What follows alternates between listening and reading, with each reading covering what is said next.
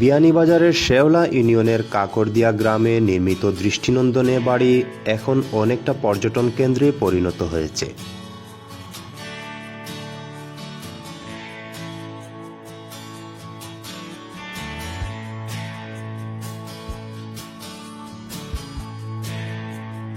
কাকরদিয়া এলাকার ইতিহাস ও ঐতিহ্যের প্রতি দৃষ্টি রেখে বাড়িটির নামকরণ করা হয়েছে কাকর বিলা।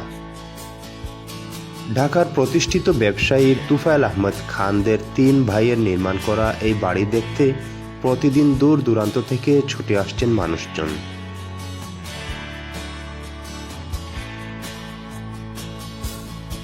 শুধু শৈল্পিক বাড়ি নয়, আশেপাশে সবুজ শ্যামল দৃশ্য, ফল ফুলের বাগান আর পাখ পাখালির কিচিরমিচির শব্দ যে কাউকে মুগ্ধ করে।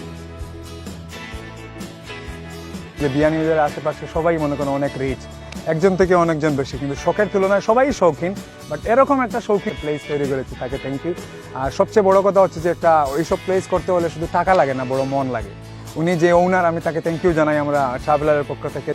জায়গাটা খুব সুন্দর, এখান ঘুরার মতো জায়গা, যারা এই তারারও খুব ভালো লাগবে। স্কাই সিটি হোটেলে গিয়েছিলাম, সেখানেও যে পরিবেশ দেখেছি, ওনার বাড়িতে এসে সে একই পরিবেশ দেখতেছি, সেজন্য খুব ভালো লাগতেছে।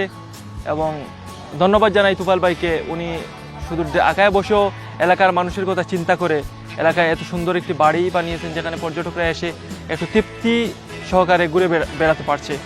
প্রায় 3 একর জায়গা জুড়ে আধুনিক নির্মাণ শৈলীতে নির্মাণাধীন এ বাড়িটি নির্মাণ ব্যয় এখনো হিসাব করা হয়নি। এই নির্মাণটা আসলে আমরা সরাসরি কাজে জড়িত, আমরা 3 ভাই 3জন খরচ করেছি।